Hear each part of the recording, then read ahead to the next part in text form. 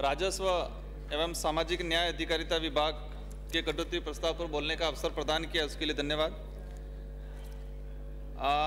हमारे विधानसभा क्षेत्र से हमने मेजर ध्यानचंद स्टेडियम के तहत प्रस्ताव भेज रखे हैं, लेकिन राजस्व मंडल द्वारा अब तक इन जमीन का आवंटन नहीं किया गया है।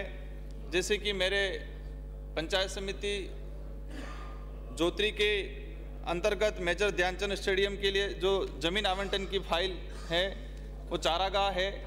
राज्य सरकार अपने स्तर से इसका समाधान करके ये जमीन आवंटन करे।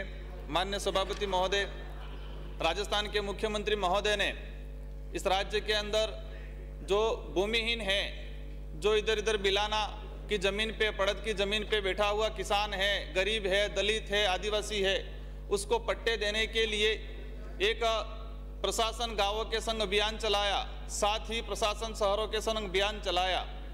लेकिन ये जो अभियान चलाया अच्छी सोच के साथ इस राज्य की आम जनता के हित में चलाया, लेकिन दुखद बात यह है कि हमारे आदिवासी बाहुल्य क्षेत्र में और मेरे विधानसभा की अगर बात करें तो हमारे जो बिलाना पे बैठे हुए आदिवासी समाज के लोग जो 25-30 साल से बैठे हुए हैं, कई पुश्तैनी बैठे हुए हैं, लेकिन इनका आवंटन नहीं किया गया।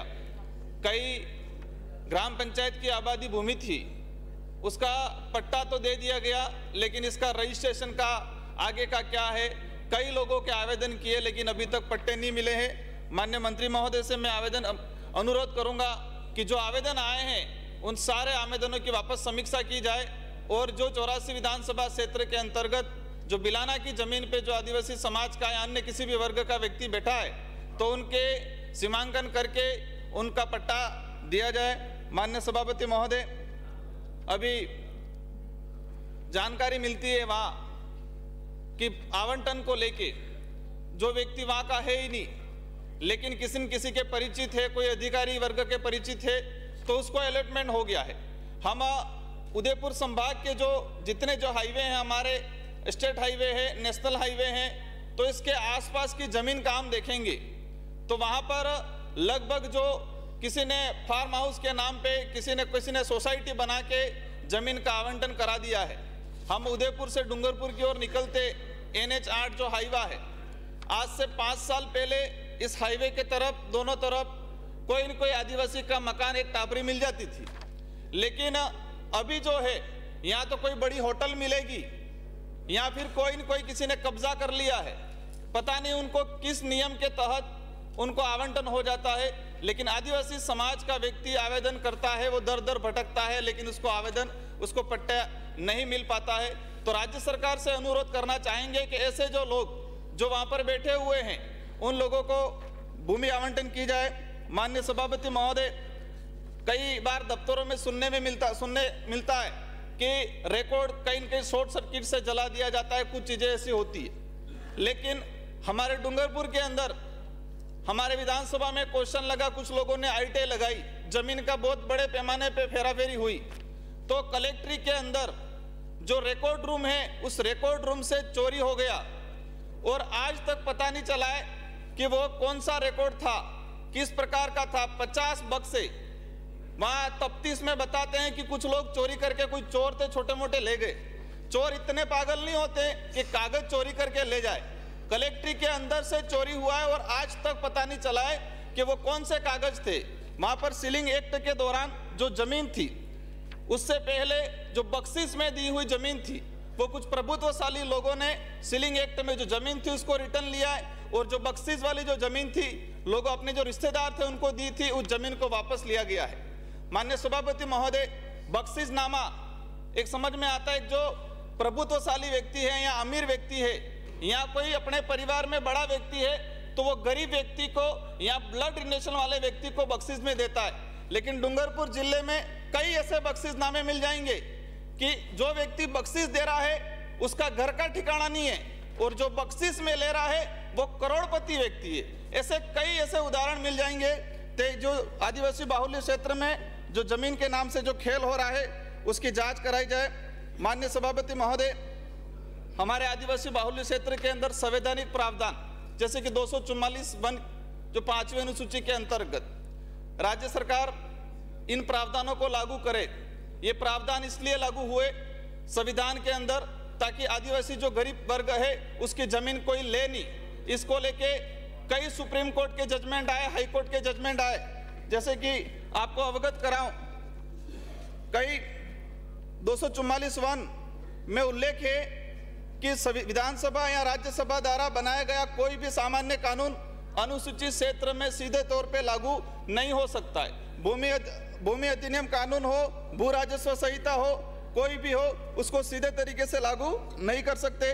माननीय सभापति महोदय, वेदांता एक जजमेंट आया, उस जजमेंट में लिखा हुआ है लोकसभा न विधानसभा सबसे ऊंची ग्राम सभा, लोकसभा न विधानसभा सबसे ऊंची ग्राम सभा। लेकिन कई ऐसे बाहर की फैक्ट्रियां या कोई ऐसे लोग आते हैं, उनको राजस्व के अधिकारी ग्राम सभा की बिना परमिशन के उनको अलॉटमेंट कर लेते हैं। तो जो न्यायालय का जो फैसला है उसका भी उल्लंघन किया जाता है। माननीय सभापति महोदय, आदिवासी बाहुल्य क्षेत्र को लेके सुप्रीम कोर्ट के अनेक जजमेंट आए। कई जजमेंटों में बताया गया, जैसे कि समता का फैसला 1997 में आया कि अनुसूचित क्षेत्र में न केंद्र सरकार न राज्य सरकार की 1 इंच भी जमीन नहीं है। राज्य सरकार, केंद्र सरकार भी अगर कोई परियोजना, कोई सड़क निकालता है तो उस ग्राम सभा से परमिशन लेनी पड़ेगी, इसके बाद वो निकाल सकता है। लेकिन इन नियमों का कहीं न कहीं उल्लंघन किया जाता है। माननीय सभापति महोदय, सामाजिक न्याय और अधिकारिता की हम बात करते हैं। आज हमारे राजस्थान के अंदर ही बात करें तो कहीं न कहीं भेदभाव होता है। आज जातिगत जनगणना की बात हो रही थी, हम जंगल में भी जानवरों की जनगणना कराते हैं कि शेर कितने हैं, पैंथर कितने हैं, मोर कितने हैं, ताकि उसके अनुरूप उस फॉरेस्ट का वातावरण बना पाए। अब राज्य की, हमारी देश की हमारी जनगणना जातिगत नहीं होगी तो हम योजना कैसे बना पाएंगे गरीब तबके के लिए, ST SC के लिए? तो जातिगत जनगणना होनी चाहिए। माननीय सभापति महोदय, सरकार कहीं न कहीं देखने आता है, पुलिस की लाठी हो या अधिकारियों की कलम हो, लेकिन वो जाति धर्मों को देख के कई बार अधिकारियों की कलम चलती है, पुलिस की लाठियां भी चलती है। राजस्थान के अंदर कई ऐसे हादसे हुए। हमारे उदयपुर के अंदर कन्हैयालाल के जो मर्डर हुआ वो एक गंभीर मामला था। जिसने मर्डर किया है उसको कानून में जितने से जितने कठोर से कठोर सजा हो मिलनी चाहिए। लेकिन ST SC की बात आती है, वहां पर सरकार सुम हो जाती है। उदयपुर के सिरोही के अंदर कार्तिक भील प्रकरण हुआ, उस आदमी को मारा गया, आज भी उसका परिवार धरने पे है और न्याय तो नहीं मिला। लेकिन जो परिजन जिसका बेटा मारा गया है उस पे मुकदमा अभी वापस दर्ज कर दिया शांति भंग के मामले में। उस परिवार को, हम पालनहार की बात कर रहे हैं, उस आदमी के 2-3 बच्चे हैं, उस व्यक्ति का मृत्यु सर्टिफिकेट भी नहीं दिया, मेडिकल भी नहीं दिया। नगर पालिका है, नगर पालिका ने अभी तक मृत्यु सर्टिफिकेट नहीं दिया। पुलिस ने इस परिजन को आज तक मेडिकल नहीं दिया गया है। तो मैं अनुरोध करना चाहूंगा कि उस परिजन को पट्टा मिले। 1980 में जिसका विद्युत कनेक्शन हुआ है उस व्यक्ति को आज तक हमने पट्टा नहीं दिया और उस पट्टे को लेके उस आदमी का मर्डर हो गया और उसके परिजन आज दर दर भटक रहे। माननीय सभापति महोदय, 1 मिनट में मैं समाप्त करूंगा। जो हमारा जो रेगिस्तान जो इलाका है, रेगिस्तानी इलाके में जो भील समूह के लोग रहते हैं, आज हम गंगानगर से लगा के उधर लास्ट सिरोही बॉर्डर वाला जितना जो जालोर, बाड़मेर, जोधपुर वाला जो इलाका है, श्री गणेश गोगरा, उस इलाके के अंदर अगर बात करें एक भी RS-IS अधिकारी नहीं मिलेगा। पूरा जो भील समूह है, तो हम अनुरोध करना चाहेंगे कि उनके लिए अलग से एक रिजर्वेशन पॉलिसी लागू की जाए। वहां पर आज भी छुआछूत होता है। माननीय सभापति महोदय, मैं प्रस्ताव करता हूं कि सदन का समय